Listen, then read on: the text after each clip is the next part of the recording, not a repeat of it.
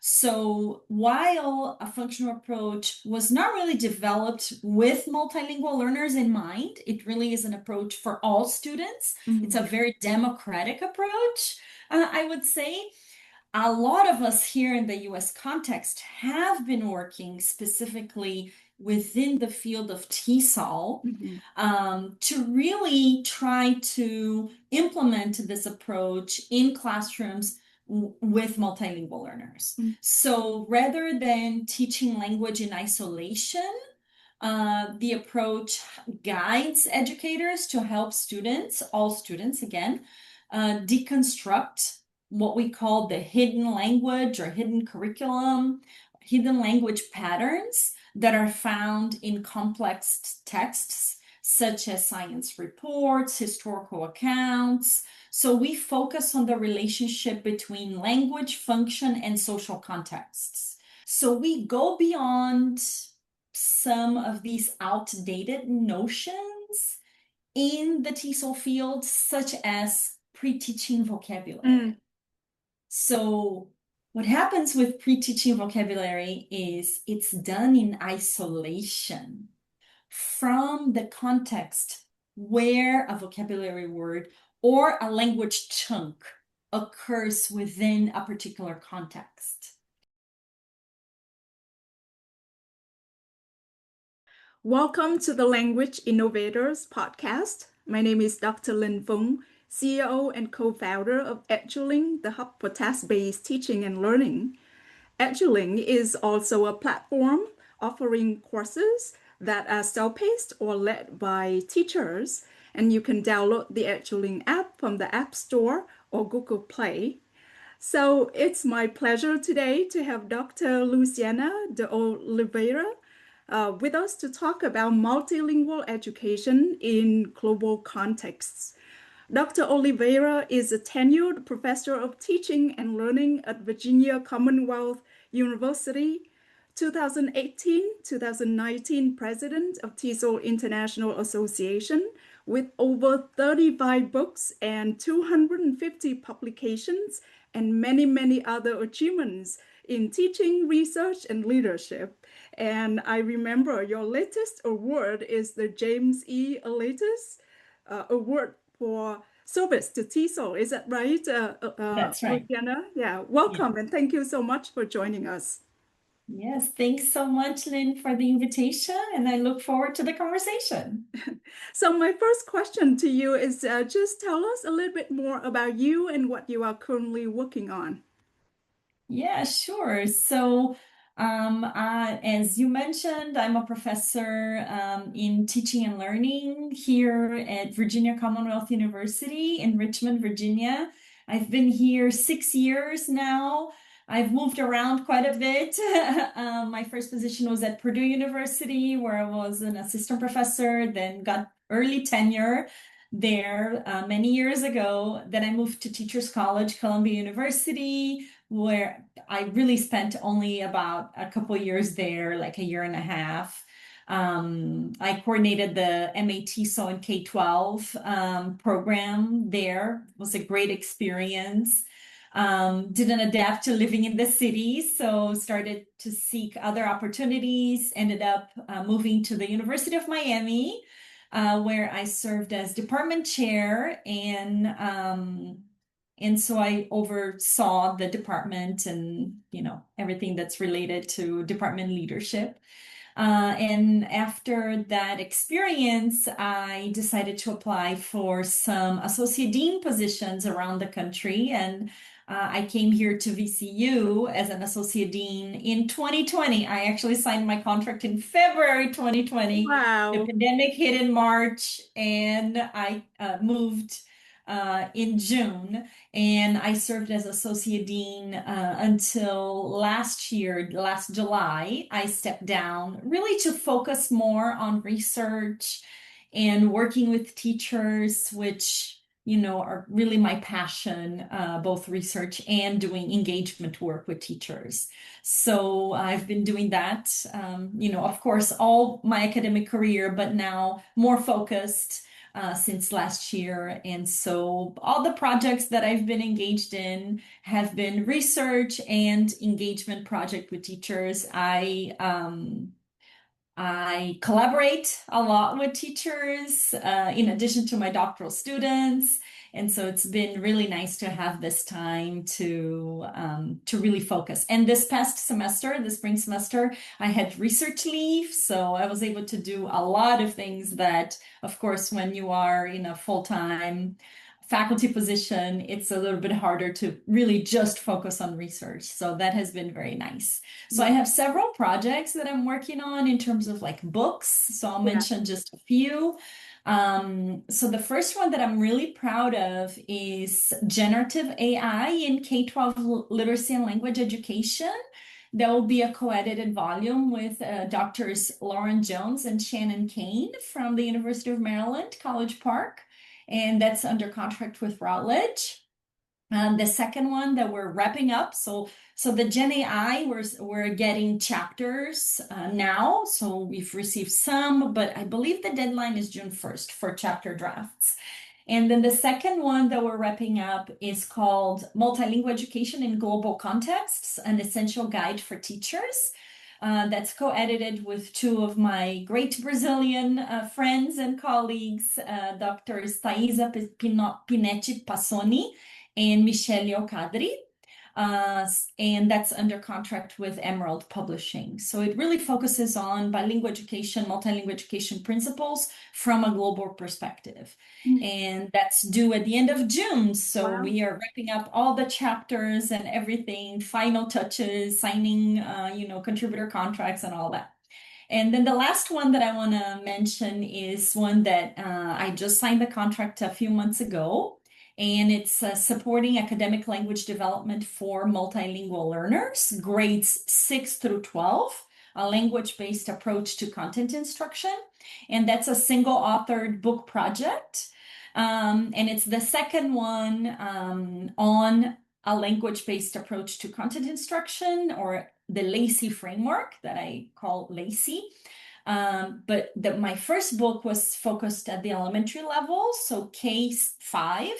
And now this one is focused on grades 6 through 12. So I'm really excited about that. And of course, all the other projects that I have going on, I have a couple others under review and two others in press as well. So just a quick overview of the books. Yes, thank you so much for sharing with us your journey as well as your book projects. And I remember visiting you in Richmond in That's right. 2024 in your office with the book covers on the wall. Yeah. That was amazing to see. And I have to say that you are probably one of the most or the most prolific professionals, professors, writers that I've known. So I really appreciate the time here today sharing your expertise. Yeah. So I can see that there's so many things that you can share, and this is also it's exciting that you're always working on so relevant topics.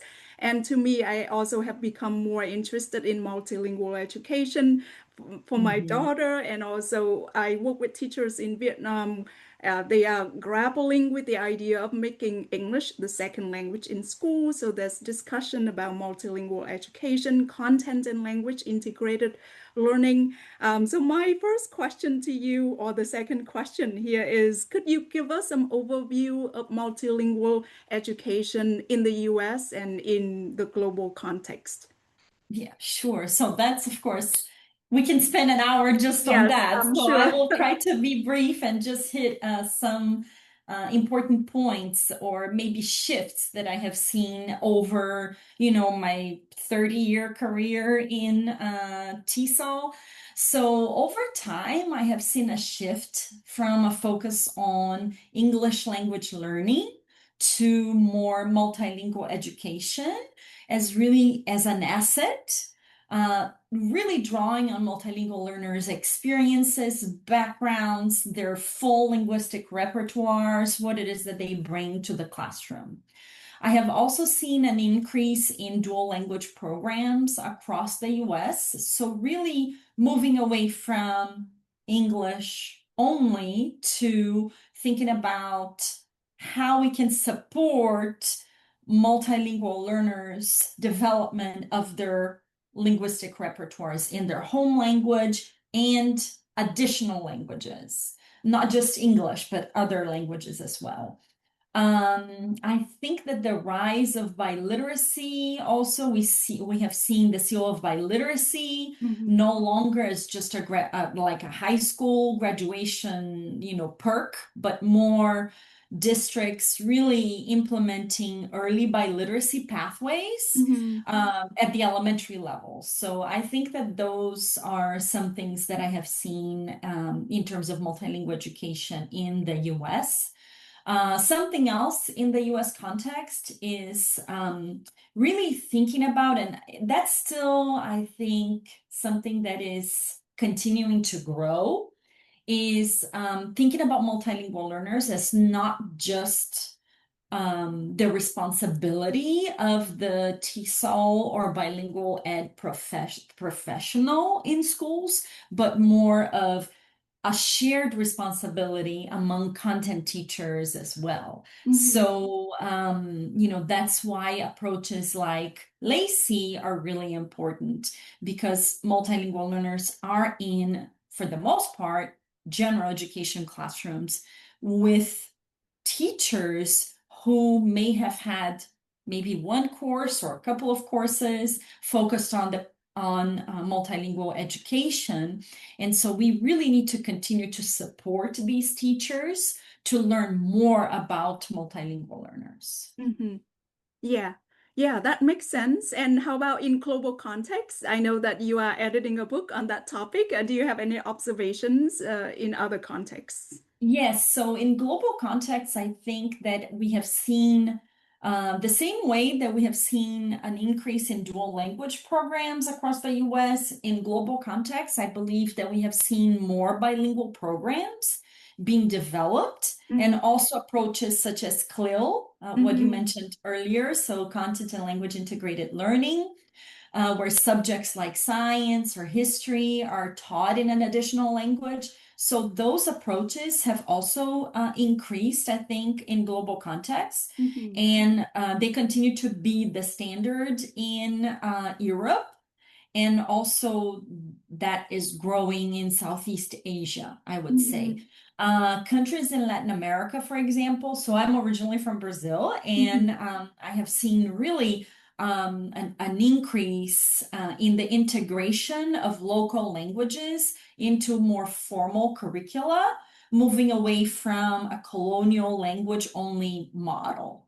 Mm-hmm. So that has, yeah, I've seen, that as an increase. Yeah.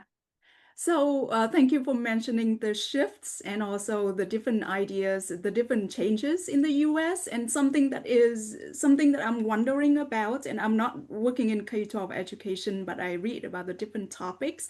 Do you feel like there is a change in priority because of the political landscape and the new administration? Are there any changes regarding multilingual education in terms of resources or focus? Definitely, resources are more limited, I would say, for a lot of dual language development, but the advocacy aspect of those of us who have now worked not just in TESOL, but with dual language programs, I think is really strong. And I think we will continue to be very strong. So we need to continue those efforts and Mm, really emphasizing the importance of dual language development for our multilingual learners. mm. Switching gears a little bit, and it is still related, but recently have also heard a lot about the functional approach to content instruction for multilingual education in the US and in other countries as well. And I also mentioned Vietnam because Vietnam is fighting different ways of implementing this policy. So I have also seen discussion regarding the functional approach, and I have friends from Australia who has been sharing about this as well. Can you share with us more about the functional approach in language development in teaching content areas to multilingual learners? Can you describe it so that we have a better understanding of the approach? the functional approach draws on a theory of language that we call systemic functional linguistics. So that theory of language originally developed by Michael Halliday and has now developed in many different countries around the world, including here in the US. So originally really a very strong presence in Australia, but has really been all over the world. So a functional approach emphasizes language as a meaning-making process, and it sees language development occurring most effectively when multilingual learners use linguistic resources to make meaning within specific disciplinary contexts. So while a functional approach was not really developed with multilingual learners in mind, it really is an approach for all students. It's a very democratic approach, I would say. A lot of us here in the US context have been working specifically within the field of TESOL to really try to implement this approach in classrooms with multilingual learners. So rather than teaching language in isolation, the approach guides educators to help students, all students again, deconstruct what we call the hidden language or hidden curriculum, hidden language patterns that are found in complex texts such as science reports, historical accounts. So we focus on the relationship between language, function, and social contexts. So when we talk about a functional approach, we're always thinking about what we call the instance. So how is language used in specific instances? And the relationship to the system, so the language system. And so that's why it's also called systemic. So we draw on what we call systemic functional linguistics. And we try to prepare teachers to empower multilingual learners to learn the genres that are required for academic success in schools. So functional approach, we really are focusing on both what we call registers, so the instance, and thinking about the system, so genres, and thinking about the context of the situation and the context of culture. So what is happening, in school that multilingual learners need to be prepared for. And of course, my work has focused on specifically disciplinary language. So how can we make disciplinary language more explicit to our multilingual learners? At the same time, make disciplinary language more explicit for teachers, for content teachers, who may really see themselves as teaching content, but they're really teaching content through language. So Halliday talks about back in 1993, he has a really nice article focused on a theory of language. So language is a theory of learning. So, and there he talks about three aspects of the connection between language and learning. So we learn language, we learn through language, and we learn about language. So in our everyday lives, in school, we're always constantly learning language because that's what we're exposed to, and not just English, but any language, right? Then we learn through language because we're learning content through language, for example, right? Because language is the medium of instruction. And we need to learn more, so learn about language. So that's what we need to really make sure that our multilingual learners, all students, but especially multilingual learners, know more about language. So language is a system. What are the functions of language? How does what are the meaning-making resources that students need to be able to develop to write a science report, to write a historical account, both of reading and writing. There are other aspects of multimodal communication as well associated with this, as with a functional approach. So really thinking about this relationship between language and learning, Mhm. and thinking about how we can, deconstruct this hidden curriculum, Mhm. right, with our multilingual learners. Mhm. Yeah, yeah, I see it makes sense. And I love the focus on meaning, but the different layers of meaning, because from a language learning perspective, I always think about the relationship between meaning and form. And sometimes when we talk about meaning, it is about meaning of a word, meaning of a text. But here you even put the text into a bigger context, right? Within Correct. culture. So it's interesting that there's really great richness to the concept of meaning, and I love that a lot. But I'm Yeah. gonna ask a little bit about the focus on form, right? Because we are Sure. talking about multilingual learners or second language learners.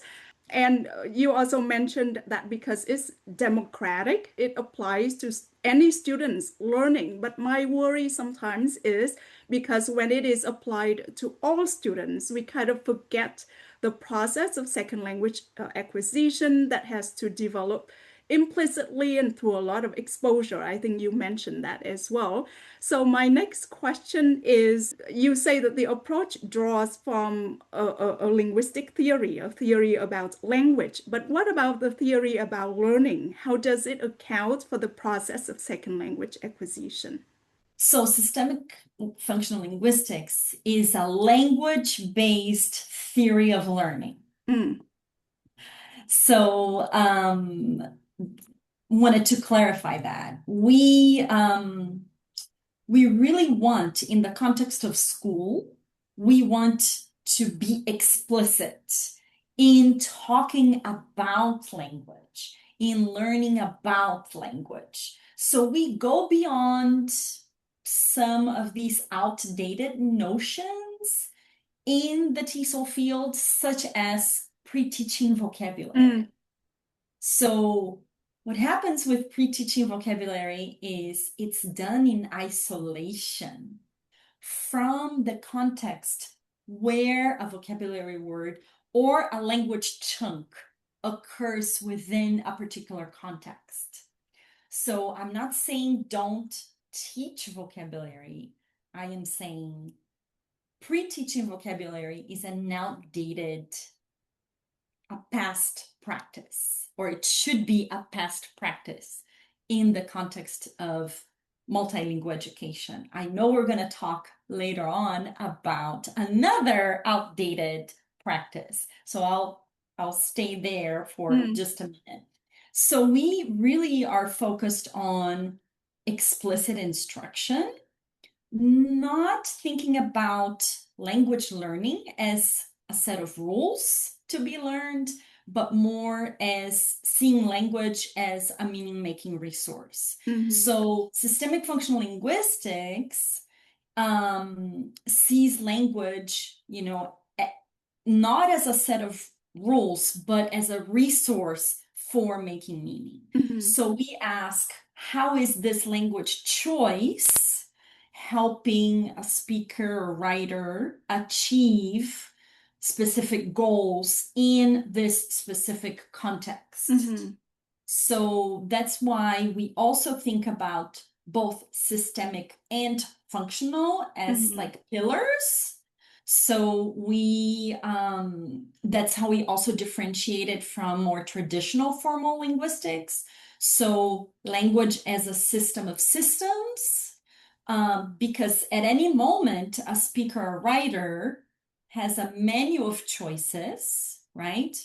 And so we are making choices about language, how we use language. mhm, And each choice carries a different weight of responsibility, focus. So that's really important for us to think about the system. mm, And we have the pillar of functional. mhm. So language has evolved over time to address what we need, right? Yeah. So we speak to do things, Mm, to share information, to express our identity, mhm, to influence others, to understand what, we're trying to say.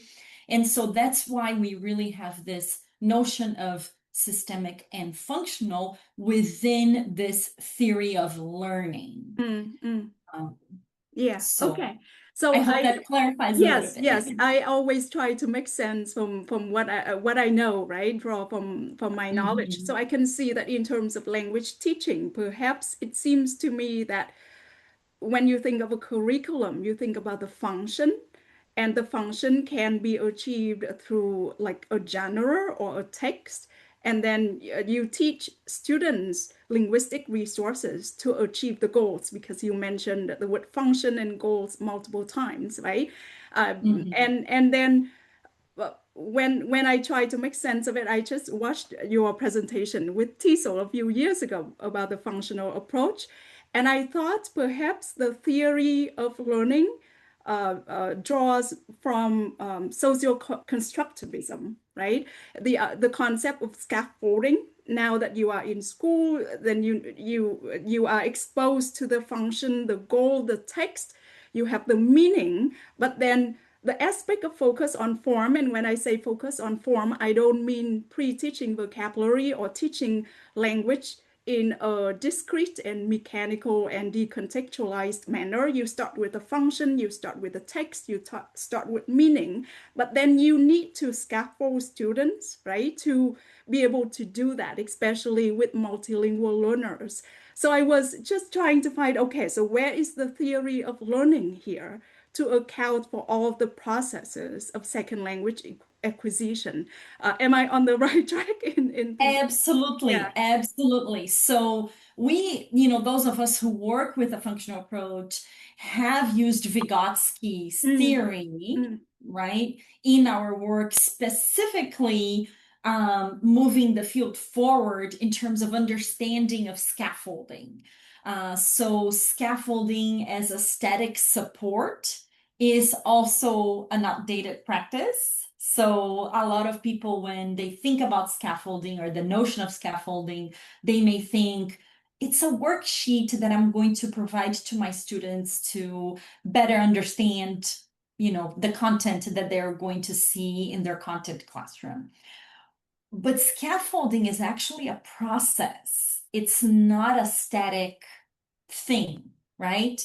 And that's also why we have focused a lot on scaffolding as things that you can plan for, but also aspects of scaffolding that are interactional. mhm, So my work has really um, focused over the past, I would say, 15 years or so on interactional scaffolding mm. and the moves that teachers make in classrooms to help students say more and do more with language. Yeah. So in the LACI book, um, I only have the hardcover now, but I talk about several interactional scaffolding moves, and I'll try to find the page number.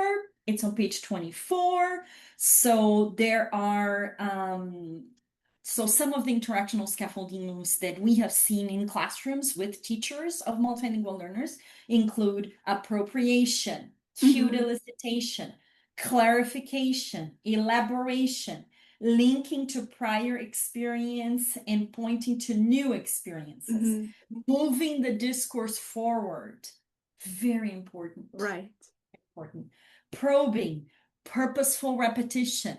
This is something that we really focused on with a teacher that I was working with in Miami. I have several publications Mhm. around her use of these interactional scaffolding moves, but especially purposeful repetition, recapping, and recasting. Yeah. Yeah. Those are some of the interactional scaffolding moves. So really thinking about what teachers can do that are planned Mhm. and what teachers need to be able to do when they are in the moment Right. with students, Yeah. all students, but specifically multilingual learners, Yeah. Yeah. to help students say more and do more with language, because Yeah. that aspect is very important, like thinking about what teachers do and what students, of course, do with each other as well. But the teacher's role It's very important in thinking about how then do we apply or implement a functional approach in classrooms. Yes. So really thinking about, these aspects of interactional Right. scaffolding alongside what can be planned. Yeah. Wow. Okay. Now we are speaking the same language because I am also really into interaction.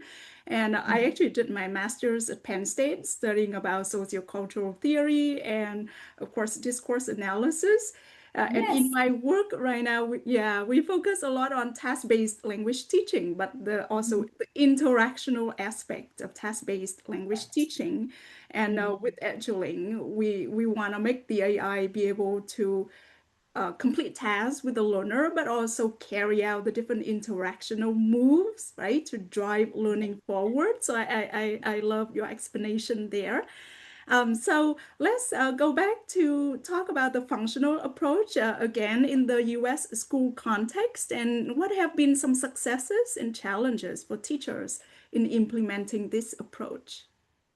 So I've been working on a functional approach for about, I would say, 26 years now. So going into, 30 years here in the US context. So starting with the history project in California, with my PhD advisor and mentor, Dr. Mary Schleppegrell, who is really the pioneer of SFL in the US. So after the publication of her book in 2014, we have seen just a huge change in scholars working, on a functional approach, and people like Meg Gebhardt, Maria Stella Brisk, and then of course a lot of their students, people who have worked with them more closely, Catherine Accurso, who's in Canada now, Andres Ramirez in Florida, he worked with Meg Gebhard, um, many others. So I'll just mention, those. And so their work has really been instrumental in bringing a functional approach to the US and really developing the approach within the US context. And then there are some folks who learned about a functional approach and have just kind of been learning more and more and doing more with a functional approach, such as Rosanna Westerland, my good friend, and she worked a few years back at WIDA. And she really brought some of these ideas of a functional approach to WIDA. And I think because of her work, and of course, many other folks, that worked on the WIDA standards, they started to learn more about a functional approach, attended the International Systemic Functional Congress in Boston, a few years back in 2018, I think it was, that Maria Stella Brisk actually organized.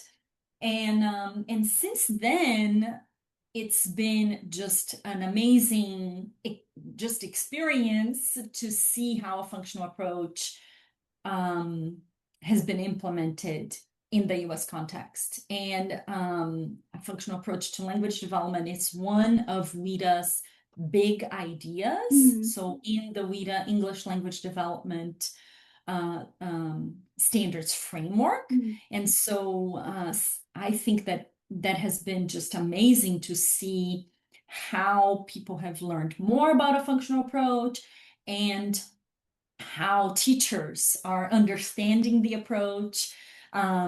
Even though, of course, I have been doing it for 30 years, I have seen more and more being done in the past 6 years mm. than before, Right, right? Before 2020, because the standards framework was published in 2020. right. And so I think there is a little bit of a difference in before 2020, what we did before 2020, and what we have seen now since 2020. Mm, And so before 2020, we did a lot with content teachers And so, like I said, starting with the history project, so I've been publishing on a functional approach since 2020, and really trying to make sure that people understand, that teachers and leaders understand, the framework of a functional approach, what it is,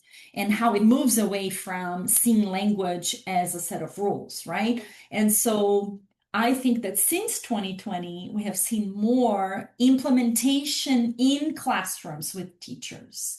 And so not just content teachers, but ESL specialists, bilingual specialists, because now it's part of the WIDA standards. So not just the ELD standards, but also Marco Dale, which focuses on the teaching of Spanish. So it's a framework. So it's not a big idea, but it's sort of overarching idea like across Marco Dale. And so it's really amazing to see where we are now versus where we were before 2020 with our understanding of a functional approach, with implementation in classrooms. And so some of the challenges that I have seen, so I wanted to provide a little bit of history Yes, there. To be able to say, okay, what are some of the challenges that we have seen in implementation, but also a lot of the successes. So I think some of the challenges that we have seen within the TESOL field include moving away from a traditional approach to language development, to thinking about language as a meaning-making resource. A lot of times, in teacher education programs that prepare teachers in TESOL and bilingual ed, I think that we still see a lot of the more traditional approach to language development. And so, of course, those of us who are in higher ed, we implement a functional approach in our TESOL methods courses, but we do see still a lot of those more what I call outdated ideas or past practices in programs that prepare teachers. So trying to move away from those outdated practices to thinking about language in this new way, right, more functionally, has been a challenge, I think, especially in TESOL. Yeah. If we're working with content teachers, actually, they're much more open to a functional approach because we are talking about their content. We are talking about teaching language through their content, right? Or teaching content through language. Right. So there are those two aspects, right? And so they are the ones who are working alongside our TESOL professionals and saying, hey, this actually makes a lot of sense. And I've seen, some teachers, really be challenged by the idea that, no, we should not pre-teach vocabulary. No, we should not be using the 5-paragraph essay format in our classrooms. It's not a genre. Yeah. Right? So many of us in the field of second language writing have been talking about this for many years, many years. So there's a book co-edited by Nigel Kaplan and Ann Johns that was published in 2019. It was before the pandemic, that talks about how we need to move away from the 5-paragraph essay. But those ideas are so ingrained in our field that it's been a challenge overall. So I have to be honest. A lot of the successes are there too. I think that there are people, especially because of the WIDA ELD standards framework and Marco Dale, they are like, wow, this makes a lot of sense. And I just wanted also to clarify that the framework is SFL informed. So it's informed by systemic functional linguistics. It's not everything that we do, right, with WIDA. And so it's really important to have that distinction as well. And so a lot of the successes come from classroom experiences. And so I've been working now with several teachers who have been implementing a functional approach in their classrooms. So Dr. Priscila Costa in South Carolina and Megan Love, two of my collaborators, they have been implementing a functional approach. And we have an article that's now in press in the TESOL journal about Mm. Gen AI generated mentor Oh, texts. okay. Yes. So how do we use mentor texts in Mm-hmm. classrooms with students? And drawing on other work that I have done on Gen AI mentor texts with Dr. Beth dos Santos. So we have a couple publications. I'm actually meeting with her this afternoon Yeah. to work on another article. And so it's really exciting to see, how a functional approach has been implemented by teachers in real classrooms, Yeah. right? And so I think we need to showcase more of that work Yeah. and the successes that we have seen and really continue to move the field forward Mm-hmm. in moving away from these outdated practices. Yeah, yeah. Wow, it's exciting and so many thoughts in my mind, and a lot of things resonate with me as well. And sometimes I comment because I would like to summarize some ideas to the audience. But a thought that came to my mind is that it seems like the approach is really strong at identifying what to teach, right? When we think about the curriculum, it's about what to Mhm. teach, but also how to teach. And it seems Yes. to me that that's why content teachers are comfortable in the sense that maybe they are the experts in what to teach. But then if we bring The in content. ESL teachers and they can clarify ideas about how to teach, then maybe that's where the expertise is. We need Mhm. comprehensible input, right? Making content comprehensible. We teach through interaction so that all those interaction moves can help second language development or language development. So I can see that the expertise of the ESL teachers or the specialists should be in how language is acquired and how it is taught. And if they can work together that way, perhaps there's some clarity and ways to move forward as well. But I hear you in the sense that even among TESOL teachers, we have outdated practices and misconceptions as well. The idea that we need to teach language explicitly, I mean, maybe I mean it in a different way. We need to teach language Rules by of teaching language. rules and Right. vocabulary discretely. That is Mhm. the traditional approach that is happening everywhere in the world. So whenever I Mhm. talk about task-based language teaching, I highlight the principles of second language acquisition. That's not how students learn a language, right?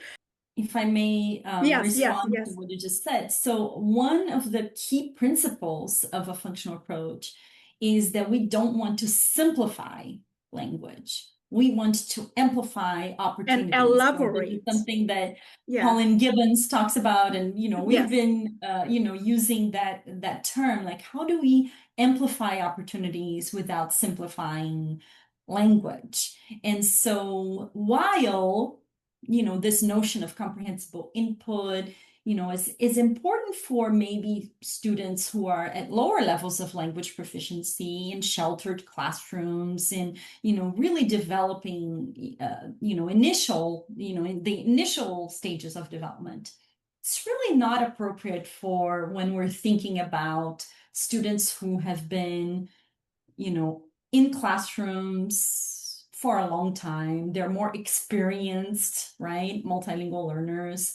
They're like levels 3 and above of English language proficiency. We really need to move beyond sheltering and really move beyond this notion of comprehensible input, this concept of comprehensible input, to really think about how you present information in multiple ways. Mm-mm. So more, thinking about multimodal communication, Mm-hmm. multimodal ways of understanding. And so that's something else that I challenge is, this notion of comprehensible Mm. input in my work and really thinking about those students who are in mainstream classrooms who are not at the beginning levels of language proficiency, but who are then, who need the linguistic resources that your general education teacher, alongside your ESOL or bilingual ed specialist, will be providing for you in terms of supports. So they cannot really get these multilingual learners in general education classrooms should not be getting simplified tasks. Yes, yes. Simplified texts. Yes, And that tasks. is, yeah, I agree So with that's you. really critical. That's really critical. So if you think about task-based language It's not learning, about simplification it's alone. not about simplification at all. Yeah. So that's exactly what I was going to say. But a lot of times, what you see is simplification. You know, students are getting those simplified texts in classrooms, even Yeah, though they may be at higher levels of language proficiency. And that's really problematic because it is inequitable. right. It's inequitable. Yeah. So we want, that's why we talk about a functional approach as being democratic. We want to provide similar opportunities for everybody so everybody can engage. Yeah. So to me, task-based language learning and teaching really focuses on those aspects of what are the tasks that Yeah. students are going to engage in. Right. So the task-based language teaching and learning, really we're focused on engagement. Yeah. So what it is that, right? So and the things that students are doing in the classroom. I Right. think PBL is very much, problem-based learning is very much aligned with that as Yeah. well. Mm-hmm. And a functional approach really is the, okay, why are we focusing on this particular task Right. versus What another? to teach. Why Yeah. are we picking this? So it's like a linguistic map. Mm-hmm. It's like a map for what you can do. Yeah. And then task-based language teaching could be the how, Right. The you activities. know, alongside the why. Yeah. Yeah. Wow, I think that we need to spend a lot of time. We have so many ideas to share, and I love what you just said as well. And from the second language acquisition perspective, in terms of comprehensible input, perhaps the better term is the comprehended input, right? What the students actually comprehend.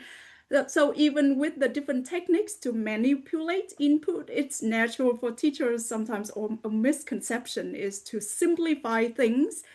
Mhm. But there's another concept of elaboration, or the Yeah. elaborate input, and Michael Long presented on this. It is possible to make the content comprehensible or comprehended through elaboration, not through Mhm. simplification. So the target language or the target form is kept intact the way it should be used, but then you use examples, you use Exactly. elaboration to help Exactly. students to understand. So very It's a interesting. different it's a different take on what comprehensible means. Hmm. To me, comprehensible means access to the actual curriculum, Right. access to the language as it's used in the discipline. Yeah. So that to me is what, you know, comprehensible really is. Mm. It's not the simplification, it's not the sheltering Yeah. piece. You know, it really is about access and about equity. It's Right. about equity for our multilingual learners. Right. Yeah, it makes sense because if they don't even have access, they are never exposed to that kind of language, then how are they going to acquire it? And with Michael Long, it's the same idea that you need the target tasks, and you keep the Mhm. language from the target tasks. You may have different pedagogic tasks to lead students there, but also Mhm. don't simplify the language and change it so that they never get exposed to the form, right? That is needed. I want to ask you about your LACI framework. I actually love the term. You mentioned it stands for language-based approach to content Yes. instruction. So how is it related to the functional approach? So this language-based approach to content instruction, or LACI, is how you would implement a functional approach in content Okay. classroom. So it's a framework that I've developed over the past 20 plus years in classrooms with teachers of multilingual learners. And the framework includes what I call 6 C's of support for scaffolding content instruction for multilingual learners. So we start with the C of connection.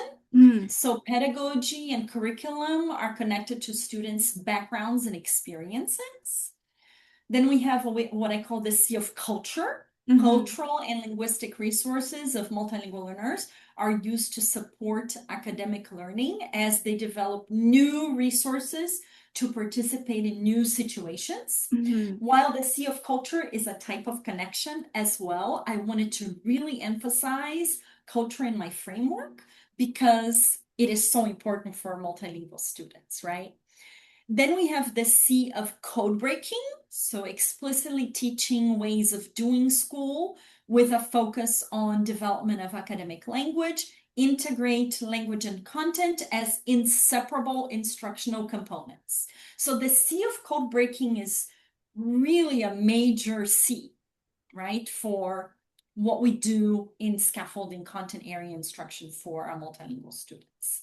Then we have the C of challenge.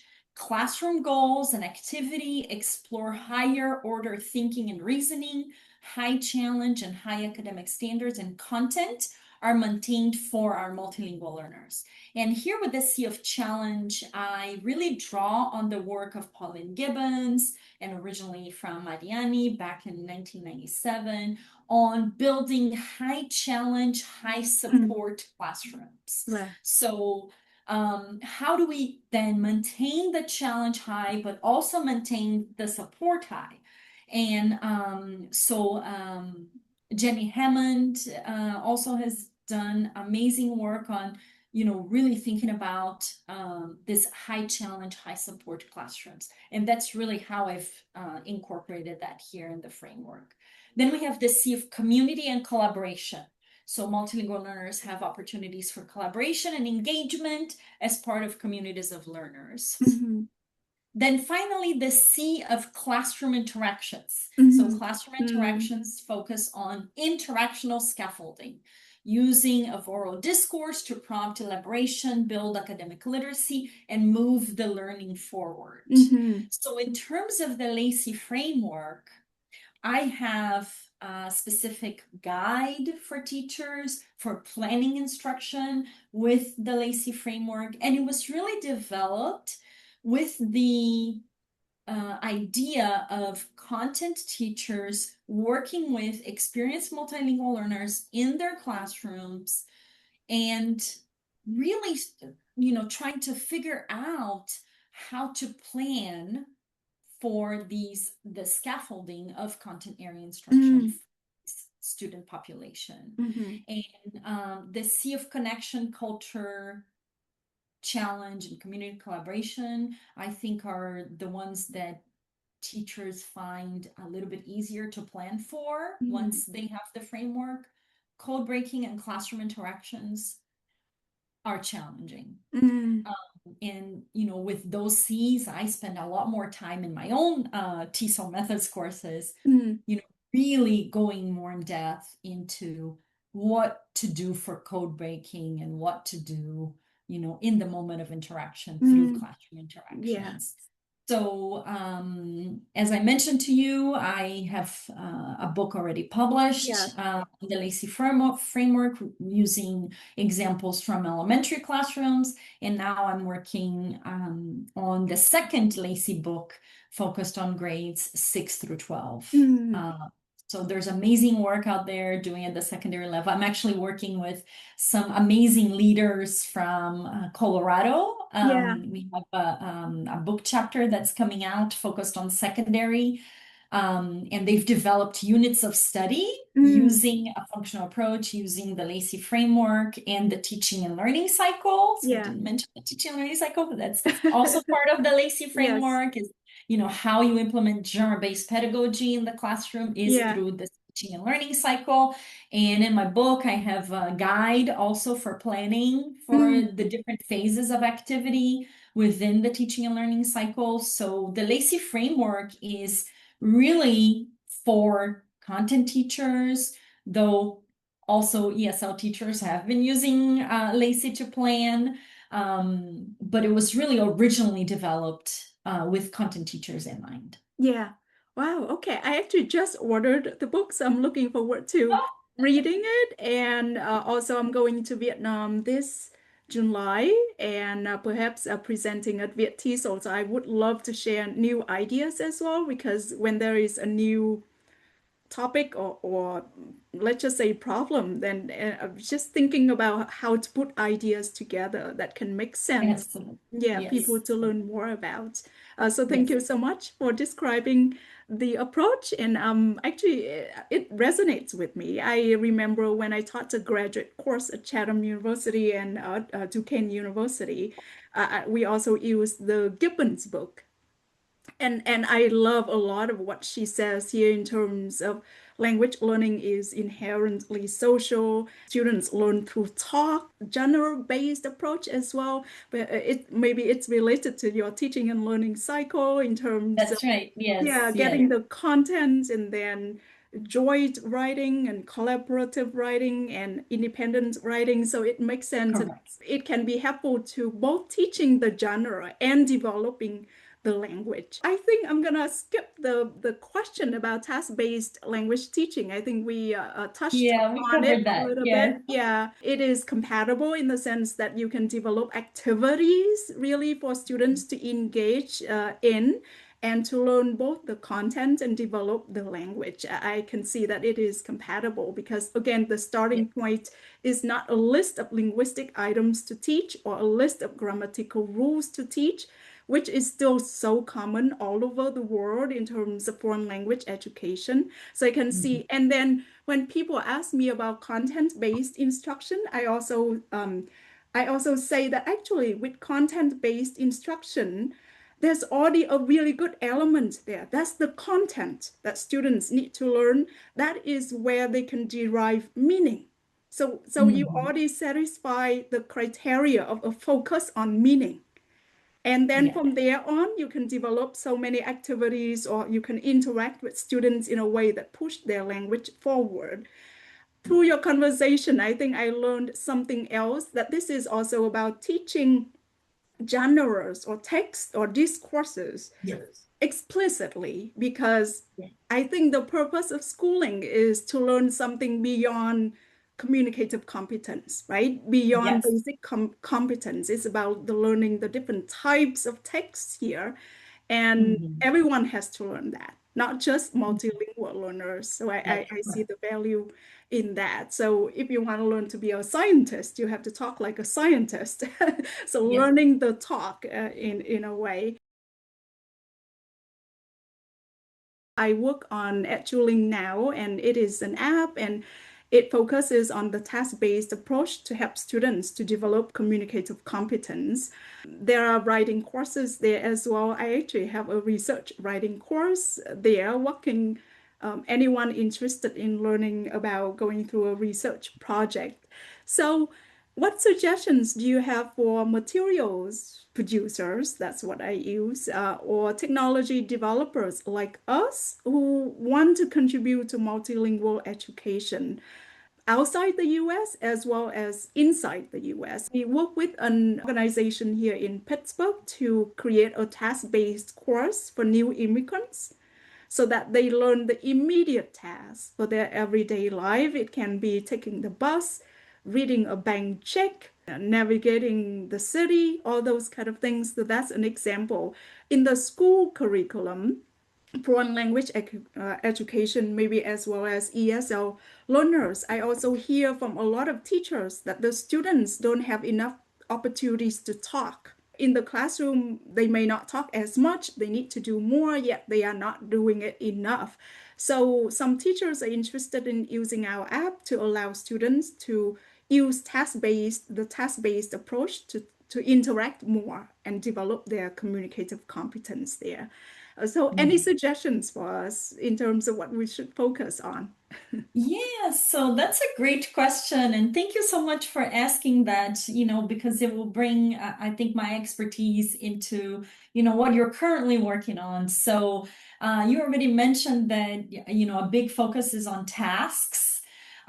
So thinking about those tasks in a functional way. Mm, So, mm, what are the purposes? So, what are the social purposes for doing something, mm, right? So, I think if you think functionally, you would move beyond, just like rules of interaction or things like that. You really want to focus on, okay, so how does this language, how does this language choice help me do this mm, particular task? mm, So I think that if you think more functionally, you would be able to, perhaps, provide different choices or help students mm, make different choices that really will address that particular purpose that mm, you were teaching them mm, to address. mm, So, thinking about that, I think would be really relevant for the kind of work that you're doing. Moving beyond that, if you want to focus more on genres, mm. of course, I have focused on the genres of schooling, Yeah, but there are other genres that are more everyday, right. that you can think about and say, okay, why am I using language, in this way or in that way? Mm, So, um, that might be something interesting for the mm. future. Yeah. Um, Yeah, yeah, it makes me think again, thinking about the presentation from Michael Long. He gave a presentation to the Foreign Language Service Department for the Department of State, and they actually took it down now, and we don't know why. But he was talking about interactions with the police in mhm. the US and in other countries. So I can see in terms of it's relevant in terms of putting that interaction in the context of culture, right? And how Yes, yes. consequential it is, what kind of language you're using. Uh, Mhm. Putting it in a technological product, I guess we have to think a little bit harder in terms of giving people opportunities to reflect, perhaps. And you Yes. mentioned linguistic choices, but perhaps at some point, yeah, opportunities to reflect, maybe a little bit meta-linguistic instruction regarding that aspect may help. So I'm just thinking out loud, but thank you for giving the suggestions. Yeah, and why would one choice be different than Mm, another? mm, And why do you want to use language in a particular way versus another? yeah. So the conversations with teachers are what really are so important for our multilingual learners. So, not just with each other, but the kind of guidance that they receive through interaction. So, the principle that we use for genre-based pedagogy is guidance through interaction in the context of shared experiences. Mm, So, what is this guidance through interaction that you can have with a teacher mm, or with somebody else? Maybe it's through the app. mm, Maybe there is, okay, I'm making a particular choice. The app is going to ask me to say more and do more, mm. right? So those are the interactional scaffolding moves. Maybe you can think about it, integration of the interactional scaffolding moves Yeah, that within the definitely. app, Yes, right? that So definitely. because then it can, it can provide the learner with additional opportunities to rephrase, to, and the app will provide specific feedback to them and, something along those lines. Because again, this interactional piece is so important for a functional approach, for what we do with our multilingual learners and everything that we do in schools and beyond. Yes, So not just, in the context of school, of course, that's what I have focused on, but yeah. it really goes beyond. It's your everyday life and how you engage with people in everyday life, which, seems to be what you have focused on. Yes. So those aspects are all so important. Yeah, yeah. Yeah, we already focus on interaction, fine-tuning the AI chatbot to be able to negotiate meaning, to offer flexible corrective feedback in a form of a recast, a prompt, explicit correction. You listed other moves there, and that started to make me think about gradually integrating the other moves that can be beneficial in different ways, not only acquiring that form, but also thinking about the consequence as we linguistic Yeah. choices and social consequences of choices. In a session about AI, you stood up and you said that the 5 paragraph essay is dead, and why are we still teaching it? Would you elaborate on that? I think you already mentioned it, but how do you Yeah. think generative AI is affecting the writing process itself and how writing is taught and learned? So that's really, my area of research is second language writing and has been in K-12. And so the 5 paragraph essay is still a format that is so ingrained, not just in K-12, but into higher education. And it really is problematic because it's not a genre. So Christine Tardy talks about this or has talked about it for a long time in the context of, genre pedagogy. She doesn't use, it's not based on systemic functional linguistics, but all of us who come from different schools of genre, right? Mhm. Genre schools across the world, we find the 5 paragraph essay format really problematic because that's just one way and it's not Mhm. a genre. So we, Right. we are not thinking about the argument genre and how we can develop the genre through stages. What is Mhm. really important, it's the structure of the 5 paragraphs that really we need to move beyond, Mhm. right? Um, so if you think about a science report, you cannot write a science report in a 5 paragraph essay Mm. format. And that's why I'm saying format all the time Right. because we need to move beyond thinking about formats Yeah. and really thinking about genres. Right. So how can we then provide different organizational structures for students through these mentor texts to help them really see how to organize information, what it is that they're trying to say.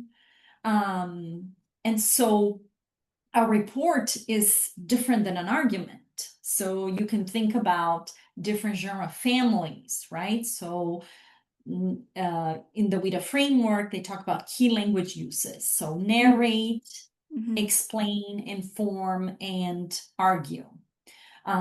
So these are genre families. They're families of genres. And within each key language use, you have different genres.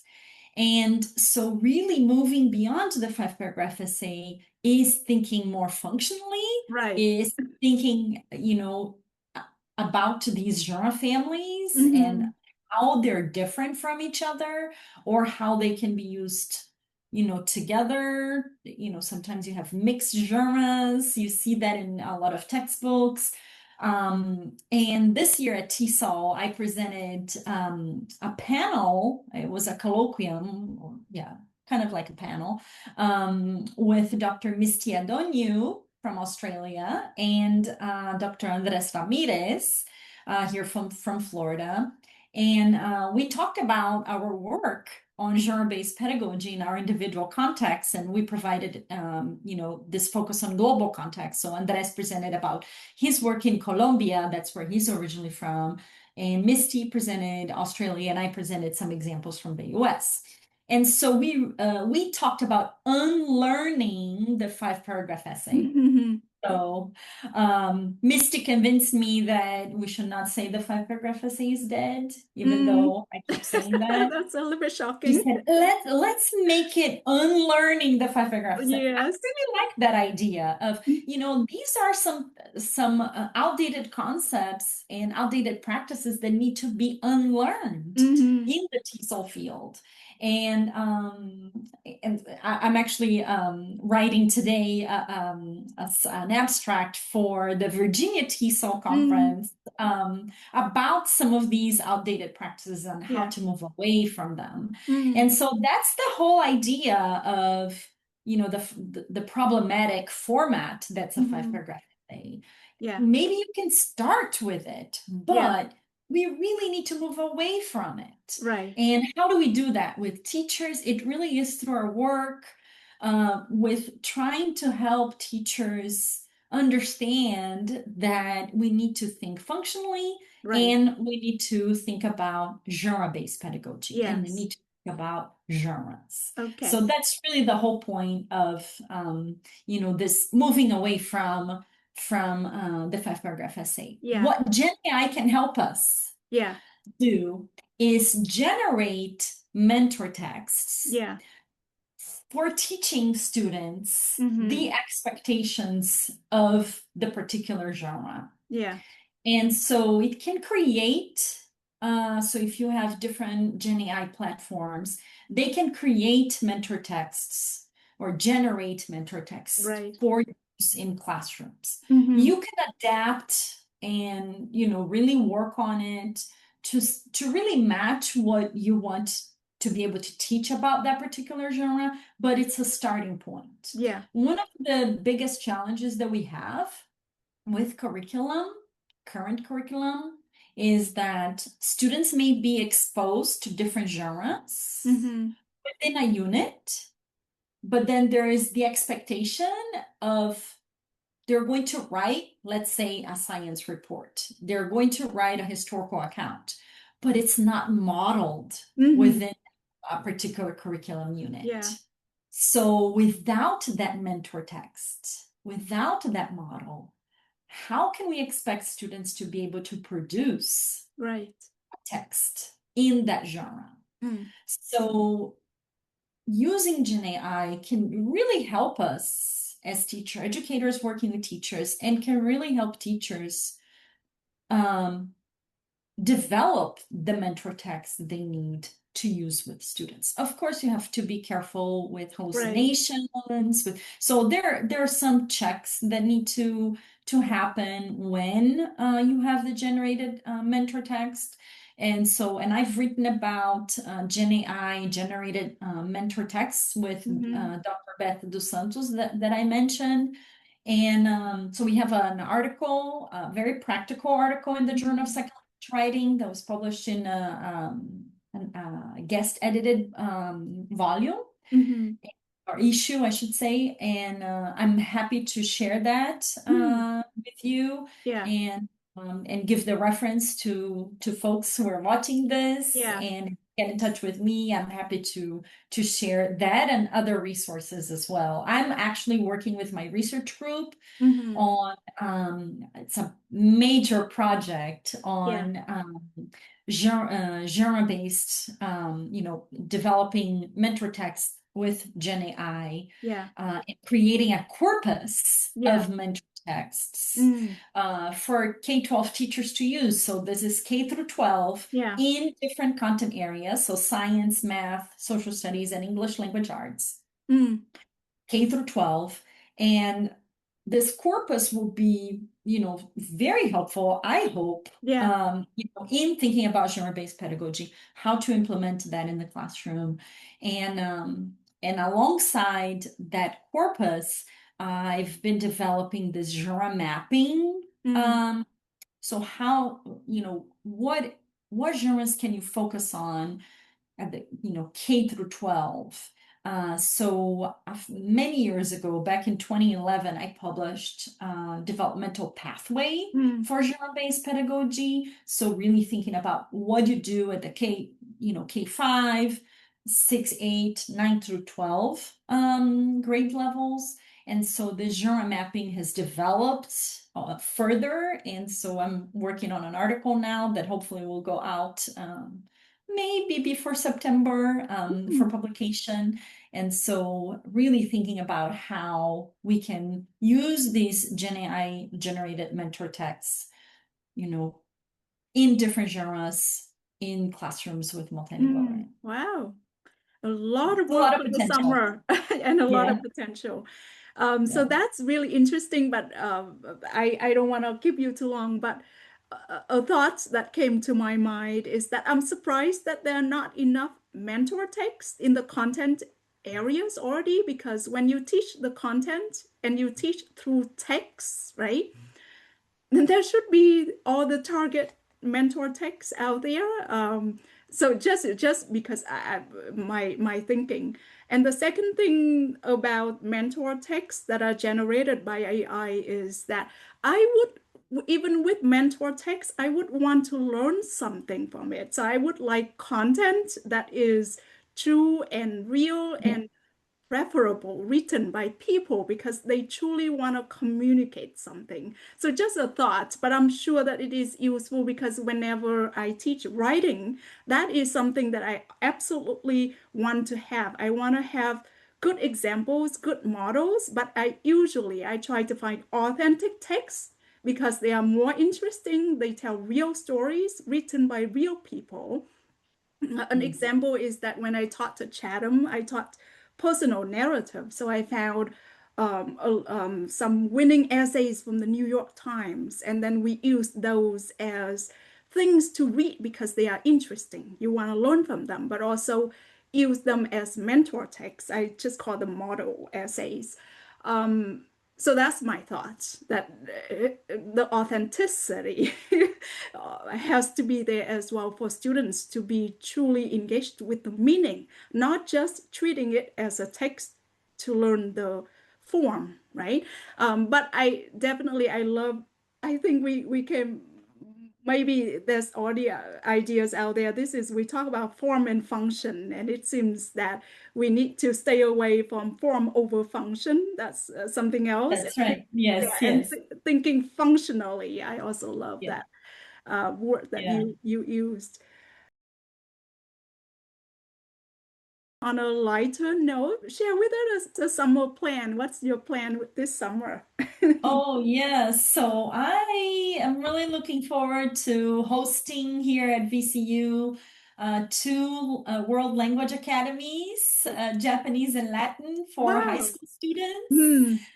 So this is a project in partnership with the Virginia Department of Hmm. Education, and we're hosting them this year. They needed somebody, to kind of lead that, and yeah, it's a new effort for me, and but it's been really amazing to plan for it. It's going to happen June 28th through July 12th here at VCU, and so we're going to have 83 Wow. high school students Hmm. between the two programs, Latin and Japanese, and 16 staff that are Hmm. going to stay here at VCU, and so it's a lot of work, but it's been really amazing to and I've been doing more with dual language and immersion programs, and so this is one that I'm now really, really engaged in, and I'm the site lead for it, so really dealing with a lot of planning and all of that. So I'm really looking forward to that. Yeah.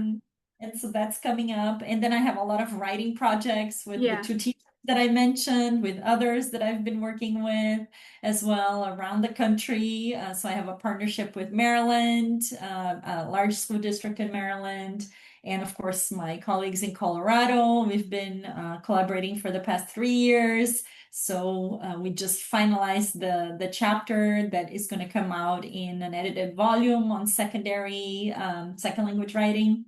So excited about that. And I'm finishing this article with Dr. Beth Dos Santos that I mentioned, that draws on our work on Gen AI generated mentor texts, and using a prompt creation reference chart Hmm. that she developed.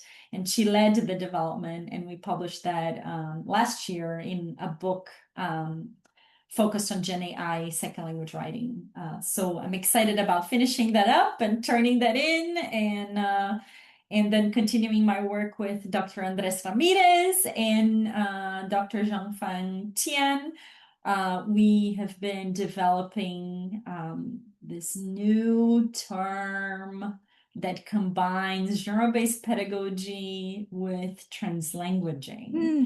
So I'm not going to mention it. We just Okay. submitted the Yeah. article last night. So Andres is the lead on that, and he just submitted for publication. Hopefully, we'll get a good revise and resubmit from the journal, and we'll have that in the future to really thinking more about translanguaging, genre-based pedagogy, and how teachers talk about language in the classroom with students. So really excited about that. So I'll stop there. I have other projects that I'm working I'm on, sure. but I'll stop there. But that's what I'm really working on this summer specifically. So yeah. Yeah. Wow, amazing. Thank you so much. And thank you for the time with me today. And there's so many interesting ideas to share out to teachers and our listeners.